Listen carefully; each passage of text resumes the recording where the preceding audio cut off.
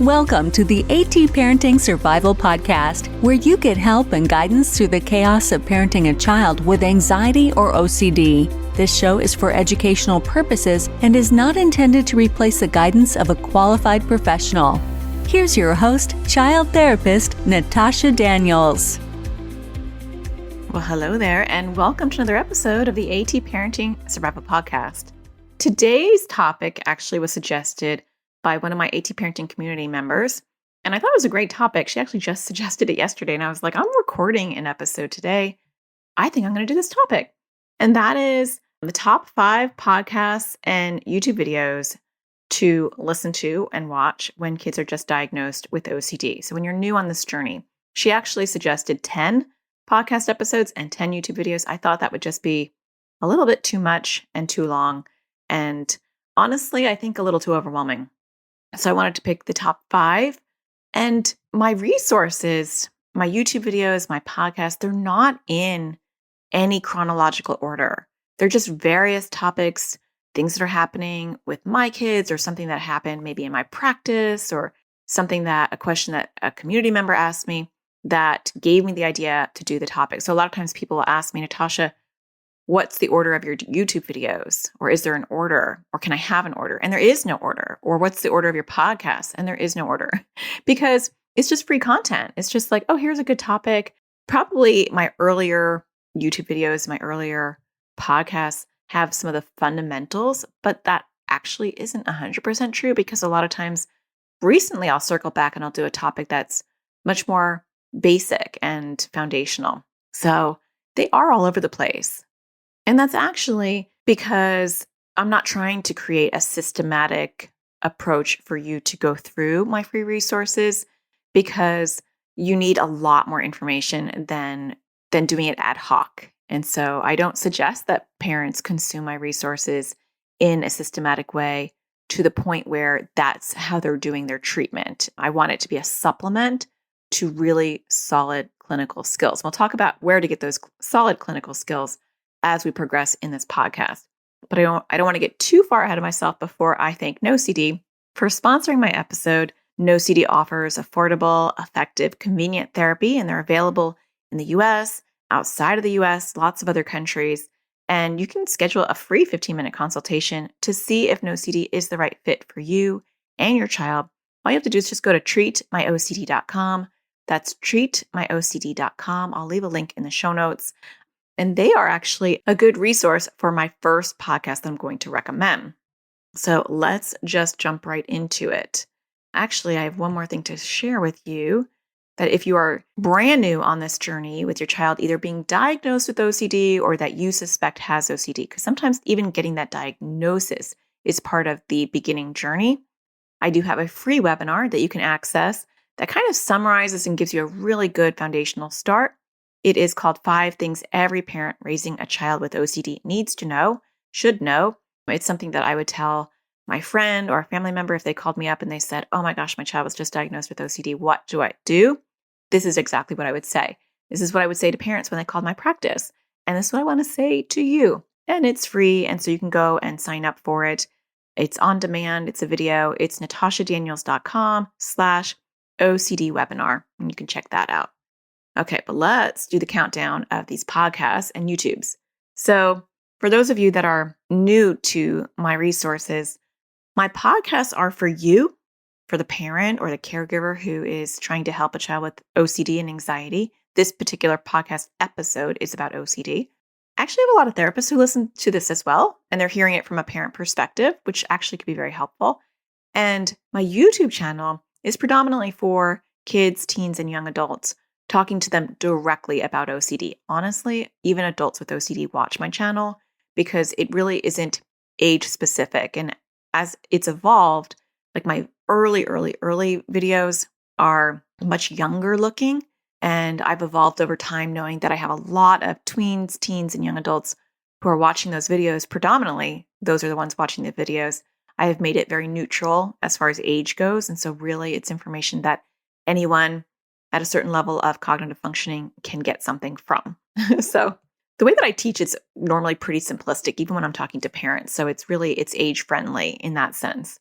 Okay. So if your child was newly diagnosed or you're suspecting your child has OCD, the first podcast I would suggest, and this is in order, chronological order of how I would think it would be helpful to watch them, is Signs of a Good versus Bad OCD or Anxiety Therapist. Now, some of these are going to have anxiety components to them just because in a lot of my podcasts and YouTubes, I try to make them more general.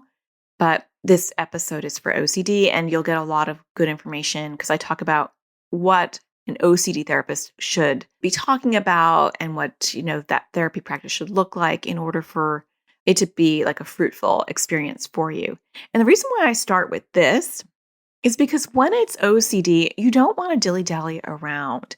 You really want to start looking for a mental health professional to guide you. And unfortunately, and I hope this changes over time, finding the right therapist is very hard for OCD. Not so much for anxiety, but with OCD, a lot of the approaches are very counterintuitive. They are the opposite of what you would do when you're dealing with an anxiety disorder.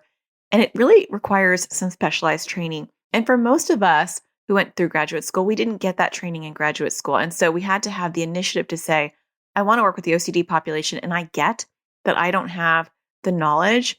And so I'm going to seek it out.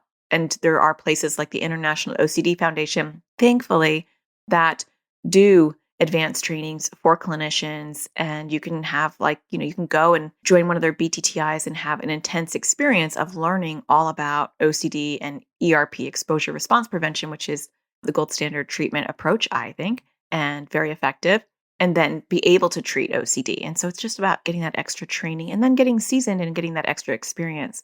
And so a lot of therapists think they can work with OCD, but a lot of therapists actually can't. They don't have the skills. They can make it worse because they don't understand how OCD works. It's a different mechanism. And so check out that first podcast, Signs of a Good versus Bad OCD and Anxiety Therapist, and you're going to know right from the get-go what things to look for. I do always recommend going to the IOCDF. They have a provider directory. They don't vet those therapists out. Anyone can be on their directory. So just a word of caution, just because someone is on a therapist directory, especially like an association like the International OCD Foundation, it doesn't mean that they are already vetted out and they have good experience. It's a good sign that they want to be on there. And it's a good sign that they know where to go to be on there. So those are two really good factors. They do also list in that provider directory what advanced trainings they've had. And so if you're looking for BTTI, if it's through the International OCD Foundation, or they might list some other places that they got some advanced training. There are more and more of them popping up. And so just a word of caution when you are looking at those directories. And so for that directory, you can go to IOCDF, that's the International OCD Foundation.org/find-help. And you can put in your city, state, you can put your country, although I feel like the country directory is pretty thin. There's also support groups on there. There's directories for all sorts of things. And I think that's a great resource to start with. Another great resource, and they're sponsoring the show, but I'm only saying this because it's actually true, is NoCD. So NoCD provides virtual therapy, virtual OCD therapy, and they provide it globally. And that has been a game changer for those of us that just don't have a lot of access to good OCD pediatric therapists, which they're few and far between. They are doing a lot of training and they're recruiting and they're finding therapists and making sure they're solid and their clinical skills are solid.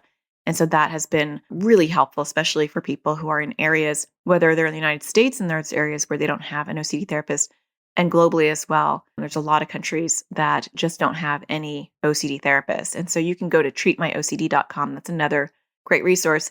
And you can just get a free consultation and just see if they even have people in your area to start. So that's podcast number 1. Moving on to podcast number 2 out of 5.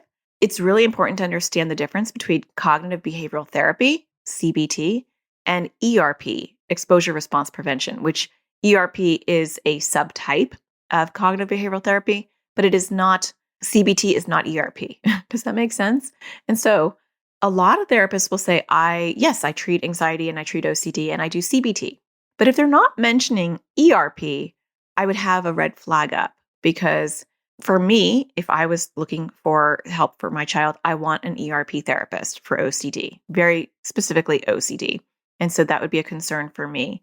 And so I want you to understand the difference. And that podcast will really help you understand the difference. And that will, again, create a pretty good foundational understanding of what I'm looking for in a therapist. And I'm starting with that because it can take years to find an OCD therapist. Now, some people are lucky and they hit the lottery right away. They live in a state or a country that has a lot of OCD providers. Once you have that, then you have to find one that will work with pediatrics, whether it's a child or a teen. Teen is not as hard as child. Child is tricky, or elementary school can be tricky. And so you want to get on that. And then you're not going to want to wait for a therapist. So if you're not finding one right away, we're going to talk at the end of this what resources to tap into, because I have resources where you can start doing things on your own. I wouldn't recommend just listening to my podcast and starting to do it because you're getting little snippets of information and it's not a coherent course. And I do offer courses that go systematically through, and I can talk about those in a minute. But while you're doing that, and I have a lot of parents who will take my How to Teach Kids to Crush OCD course, and they will sign up for my class, OCD course for kids and teens. And so they're learning skills, their child is learning skills, and they're waiting for a therapist. They're looking for a therapist.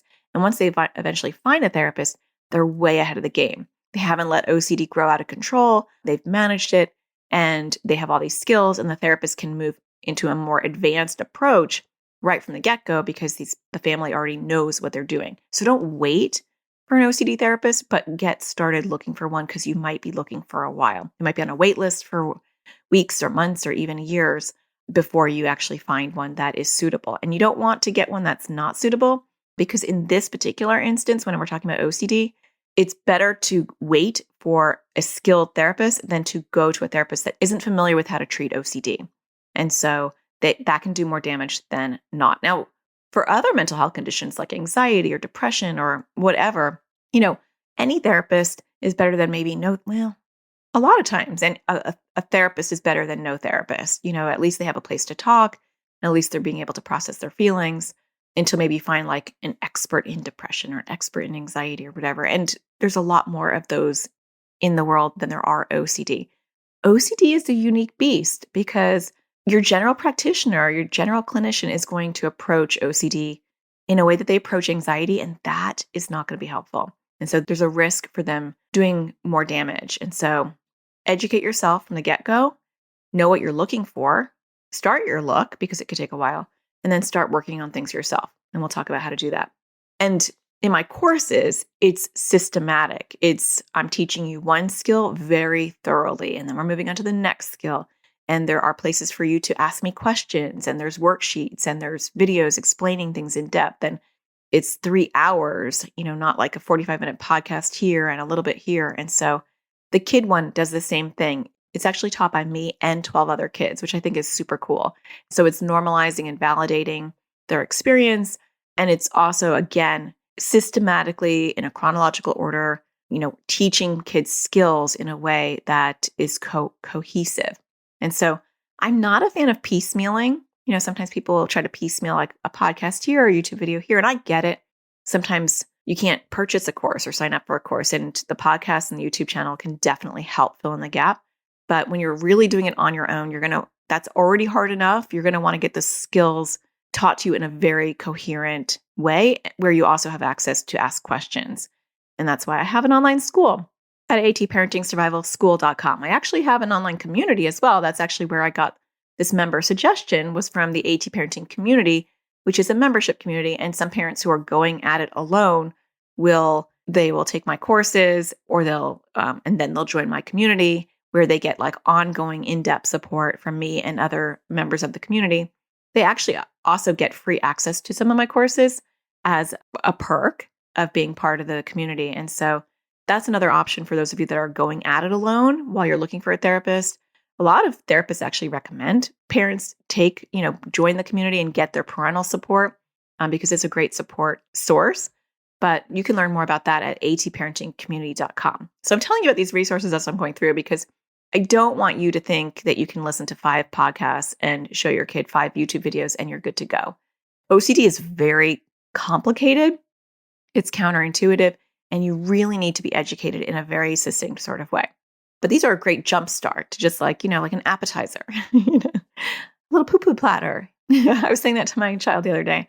I don't remember what we were talking about. I was like, it's like a poo-poo platter. And they're like, what? A poo-poo platter? That sounds gross. I'm like, it's Chinese, like a little appetizer sampler, tapas, whatever.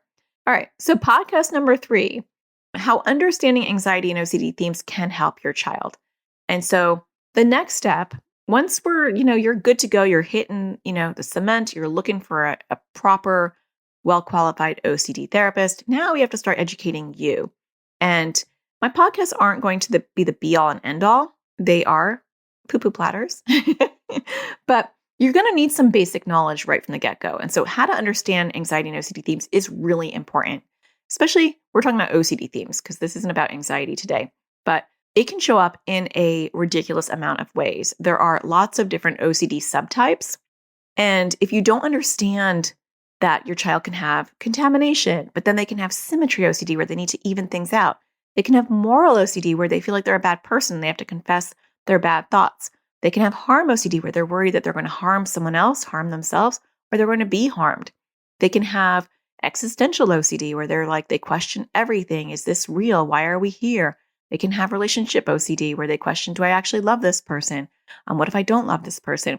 So if you know the flavors of OCD, and it's not hard to learn, like in my online class, you'll learn all the main common OCD themes within that 3 hours. It's under 3 hours, and you'll have heard. And when the kids take the course too, they'll hear every theme, and that's important to do. Sometimes parents are like, I don't want to hear about everything because it's overwhelming. Well, OCD morphs and it changes. It's whack-a-mole, and so it really concerns me when parents are like, I only want to know about contamination. Or they'll say, my child has contamination OCD. Does your course address contamination OCD? And you're like, you're not getting it. Or my child has moral OCD. I only want to know about moral OCD. Or do you do a moral OCD class? Now, unfortunately, I do a deep dive advanced class on moral OCD. And I say unfortunately because a lot of people see that and they're like, oh, I'll just take that because that's what my child has. No, your child doesn't have that. They have OCD. And that's the flavor of the hour. And that flavor will change. And if you don't know what to look for, if you don't know what harm OCD looks like, or symmetry OCD looks like, or emotional contamination, these are just flavors. OCD is OCD, and it's treated the same way foundationally. It does not matter what the theme is. So you need to know them because that's going to drive how you're going to do exposures and help your child. And you need to know them because when it switches themes, you're going to want to be able to spot that, but you don't want to get stuck on themes, right? So a little bit of soapbox preaching on that one, but I just want you to understand why they're so important and why they're also not the be-all and end-all. You do need to know them, but then don't get stuck in them. Okay, so that's podcast episode number 3. Moving on from there, number 4, learning how to find the core fear behind your child's anxiety or OCD. This is huge because when you understand the core fear behind your child's OCD, it's not a million different tentacles of this octopus that seem unrelated. It's like, oh, they're all related in some sort of way. And so let me think of an example. You might have a child who is worried about harming other people or harming themselves. I'm using that as an example because that one's not as understood as other ones. People don't realize that that's an OCD theme. And so you might have a child who can't be around knives. And so maybe they don't want to go in the kitchen. Maybe they avoid things. Maybe they sit on their hands when they are in the car so they don't accidentally open up the door and jump out. You'll see all these different compulsions, but the core fear might be, I don't want to harm someone. And a lot of times harm OCD likes to partner with moral OCD because they kind of share a similar core fear, which could be, I don't want to upset God if there's a religious component. I don't want you to disown me. I don't want you to disown me. So that could be a core fear around moral and harm OCD. I don't want to go to jail. So a lot of the same core fears are in both moral and harm OCD. So when you get stuck on one theme or looking at one behavior, you miss the whole thing. When I look at it from this child's core fear is, I don't want to go to jail. And then all the tentacles, and I say tentacles because I often describe, and most people describe OCD as an octopus with multiple tentacles, but it's still the same beast, right? And so the child who has the core fear of, I don't want to go to jail, they might confess when they've done bad things. They might see quote unquote bad people as contaminated. Maybe they can't touch them. And these might be people who, their OCD defines as bad. Maybe they have tattoos or their hair is dyed or whatever OCD is glumming onto that says that makes that person bad. You might have a person that can't look at beer bottles or can't, say a bad word or say even a word that's not bad, but can be perceived as bad. Or, I'm just giving you random examples, but you can see where all those things, though, when you look at all of them, they go back down to the core fear, which is, I don't want to go to jail. So our learning about core fears, sometimes they're core feelings. And so that's important to know as well. Sometimes it's just an overwhelming feeling of disgust or an overwhelming feeling of grossness.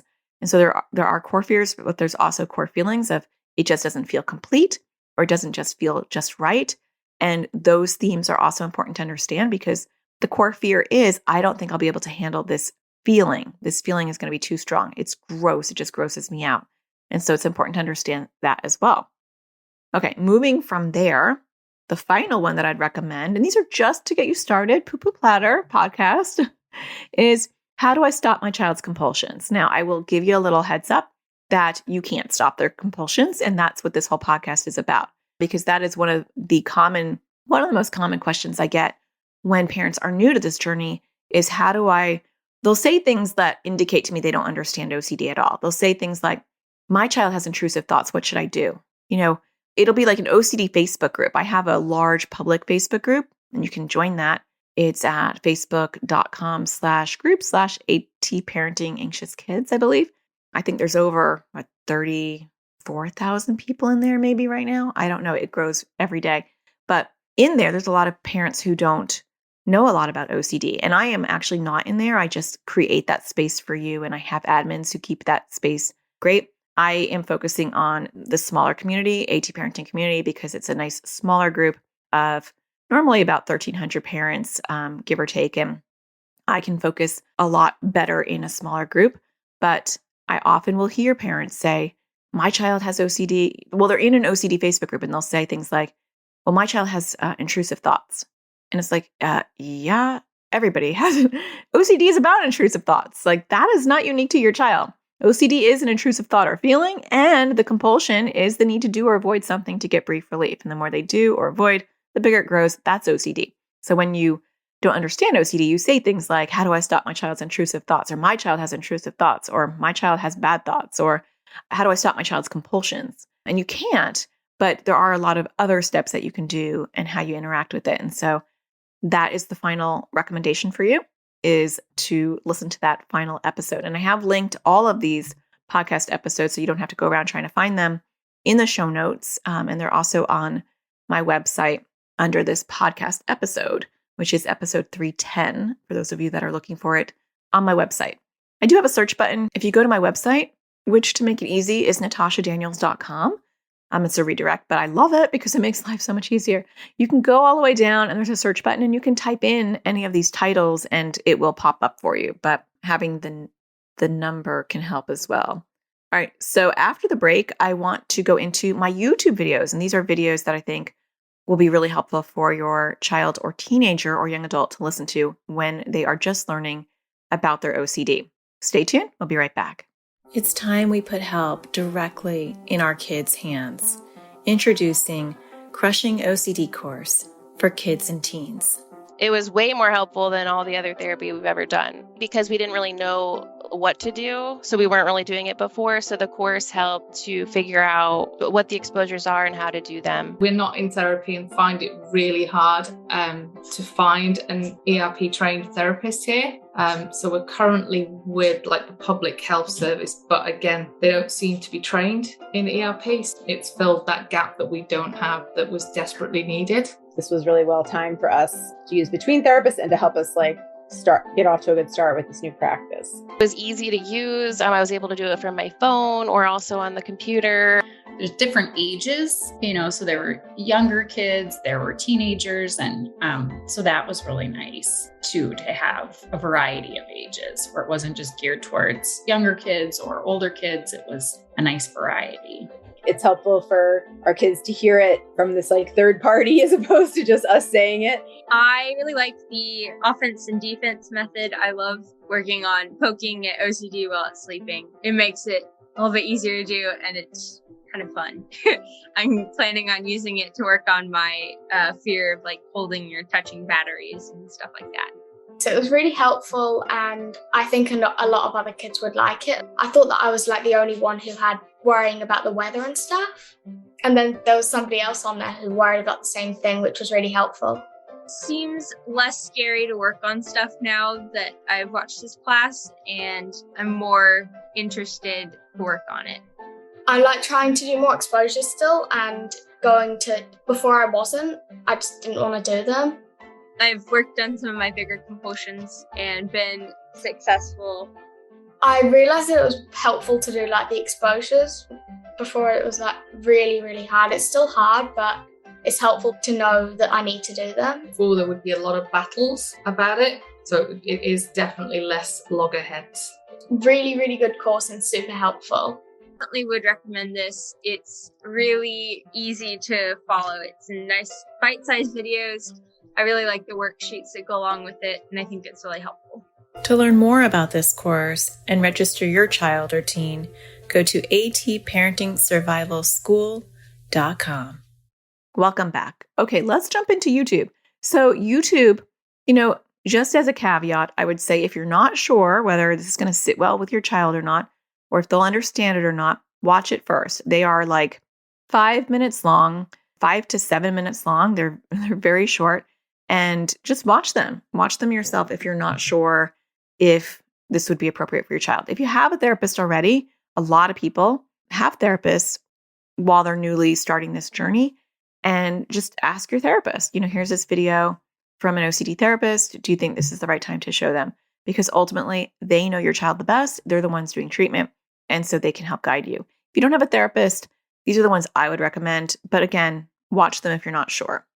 So the first one is really obvious. I was just told I have OCD. Now what? When I made it, I thought it'd be a great video for people who are just newly diagnosed to understand that how to empower them, how to normalize it, how to help them feel like they're not alone, and then what are the next steps to do. So that's a great first video. The next one, which I recommend so often, is What is OCD? Explaining OCD to kids. And when I say kids, I'm talking about kids, teens, young adults. This is really, my resources are for all ages, not young kids like toddlers or preschoolers, but certainly if you have a mature 7 or 8-year-old even, it depends on their level of functioning and their ability to process information. But I've had even young kids be able to watch my videos, but they're also not babyish. And so I've had young adults and adults like way into adulthood who have commented on my YouTube videos and said, I know I'm not a kid, but I love your videos and I get something out of it. So they are pretty ageless, has been my goal. So what is OCD? I try to explain OCD so that even though a child might have OCD or a teen has OCD, they don't understand the mechanisms of it and the way it shows up. And so we want to educate our kids first, develop that foundational understanding of what is OCD, how it shows up, and how you grow it inadvertently. And so that video does help with that. The third one is how to stop intrusive thoughts. Spoiler alert, it's kind of similar to the one where I say how you can teach kids to stop compulsions. They can't stop intrusive thoughts. And so the title is a little bit tongue-in-cheek, but it will talk about what they can do when they're having intrusive thoughts, which is really important. That's actually, I've made quite a few videos on how to stop intrusive thoughts. This one that I'm linking is one of my newer ones, but that's a very common topic that people want me to do on the YouTube channel. The next one, number 4, is I probably suggest this video on a daily basis. This is probably the number 1 most suggested video that I give to people when they ask me how to help their kids when they're just starting. And it's 2 powerful ways to crush OCD on a daily basis.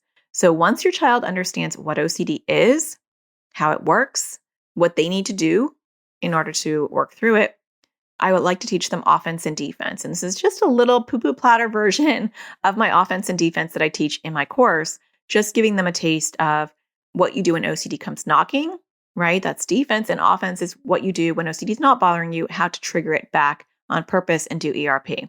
So it's a great introduction to that concept. And number 5 is how to spot new OCD themes. So similar to the one that I was talking about for you, it's very important that kids learn the many, many disguises and faces of OCD. And I know a lot of times parents get nervous and they say, but they're going to catch a new theme. The bottom line is they will catch a new theme from literally anything. The teacher makes a comment, you make a comment, they see something on YouTube, they hear something on the radio, something happens down the street, and boom, all of a sudden it's a new OCD theme. The problem is with the octopus, the OCD octopus. It's got sticky tentacles. And when the octopus is big, it has very long, sticky tentacles, and it can reach into different things, glom onto anything, and make it OCD. And so I try to help parents see that you can't tippy toe on eggshells or not rock the boat, whatever metaphor you want to use, to keep OCD at bay. OCD is coming, and if the octopus is big, it doesn't matter. And so being proactive and rocking the boat, walking on eggshells, educating them on all the themes is really important. Most of the time when I would do that in my practice, they would think the other themes were ridiculous. They were like, well, that doesn't make any sense. And I'm like, well, people might think that about your theme, because if it's not your theme, it seems irrational, right? And it was actually a great way for kids to learn about OCD in a bigger way, because they would say, oh my gosh, I can't believe someone would be afraid of, dust. That doesn't make any sense. Why is dust scary? Or glitter? Why is glitter scary? Or why would someone be worried they're a bad person if they know they're not? And I'll be like, well, some people would think that evening things out on your body seems a little bit, nonsensical. So it kind of helps them see the irrational side of OCD in general. It's a fantastic learning tool. And if they're meant to have an OCD theme, they would get that theme probably no matter what. So if they are at risk of getting moral OCD because they really care about being a good person, because I do feel like OCD themes sometimes show up and manifest in ways that are about what the person views as important. And so they might be susceptible to getting moral OCD, and there's nothing you can do to prevent that. You're wanting to tackle the octopus, not be concerned about preventing the tentacles from reaching anything. You don't really get to control that. So teaching them that is really, really helpful. The last one, I actually added a bonus one. I know it was supposed to be 5, and I know the member wanted me to do 10, and I thought that was a little too much, but as I was going through my videos, I'm like, oh, but this is a good one too. And which one will I take out to add this one? I'm like, I'm not going to take another one out. I'm going to just add this one as a bonus. And this one, the last bonus one, is how you talk to OCD makes a difference, makes a big difference. And I just want to teach your kids about the dialogue in their head and how they're approaching those intrusive thoughts and how they are handling OCD when OCD comes knocking, and how they're talking to OCD will either grow it bigger or it will crush it and make it smaller. And so it's a little poo-poo platter version of how to handle those intrusive thoughts. I do have the full enchilada. Maybe I'm hungry. Like, what is going on today? But I do have, for those of you that are wanting a much deeper dive and you're wanting it spoon-fed and concise and cleaned up and neat, definitely my courses are a better way to go than trying to piecemeal my podcasts and my YouTube. A lot of people take my courses and they love the podcast and YouTube as like little reminders. I do have a lot of podcasts that do deep dives on very specific themes that you wouldn't find in my courses. So I might go really in depth on, I don't know, like just right OCD. And I might spend a full hour talking about just right OCD and how it can look like other things. And so the podcast becomes a great supplement for my courses because it's a deep dive on something that maybe only you and a few other people are going to want to hear about, and not everybody. And so it is a good supplement, but it's not my recommended approach to DIYing this, if that makes sense. I mean, you're going to need a lot more support than that. And that is why I created my online school. I started off doing, I don't remember which came first. I'm pretty sure YouTube came first, then podcasts. Actually, if you really wanted the full way that it happened, it was blogging, writing articles about OCD. First, I didn't start off with just OCD. It was all parenting. Then I was like, I just only want to talk about anxiety and OCD because that was my practice. And so it made more sense to do that. But then YouTube, then podcast. And then people they would email me and say, like, what order should I watch this? And how do I do this? And I'd think, a little bit of knowledge is dangerous. Like, I don't want you to just listen to a relaxed podcast about something and then hit the ground running with it because you don't have all the tools. And that's why I created my online school, which is kind of like what I teach in therapy, but I just created videos for it. And I find that to be really helpful. for parents to be able to have like a very concise course. So how to teach kids to crush OCD is definitely the foundational course I'd recommend. I do have the Moral OCD course, which I would not recommend unless you take the foundational one. I am even toying with the idea of taking it off and then just offering it at the back end, because I don't want people to take something without the really good foundational knowledge that they have. And if you want ongoing support, and you know you're going to want ongoing support, then it makes more sense to join the AT parenting community, get free access to that course, and then get free access to me in the forums. And we have Zoom support group calls, and we have parents who are there to support each other. We have a member-only website. We have kids Zoom support group calls once a month. We have a buddy program where we connect parents to parents and kids to kids and kids and teens, and all sorts of stuff over there. So you can check that out at atparentingcommunity.com. So I hope that you found this helpful. It was kind of a fun thing to just kind of go through my resources and see what would be the best for you. Again, if you want to take that webinar, I do have free access to that webinar, 5 things every parent raising a child with OCD needs to know. And you can find that at natashadaniels.com/OCD webinar. So I hope that you found all this helpful. Before I go, I was actually just thinking about this. I do want to talk to you. Actually, you know what? No, I'll make an announcement next week. So stay tuned for next week. I'll make a little note. I have an announcement of something that's coming out that I am excited about and I want to share with you. And so I will talk about that next week on the show. And I'll remember, because I'll write a note for this so I don't forget. So if you're enjoying the podcast, don't forget to hit a star on iTunes or Google Play or Stitcher. If you just love the show and want to give back and want to leave a review, you know I greatly appreciate that. You can just do that. And to show my appreciation, I normally like to read one of them if I can find one, which I'm looking for. Actually, I think I've read them all so far. So if you write one now, I'll definitely be reading yours probably next time. So stay tuned for that. Don't forget to find the sparkle in everything you do. And I'll talk to you again next Tuesday. Take care. Thank you for listening to the AT Parenting Survival Podcast. To get additional support raising a child with anxiety or OCD, visit Natasha's online school of on-demand classes at atparentingsurvivalschool.com.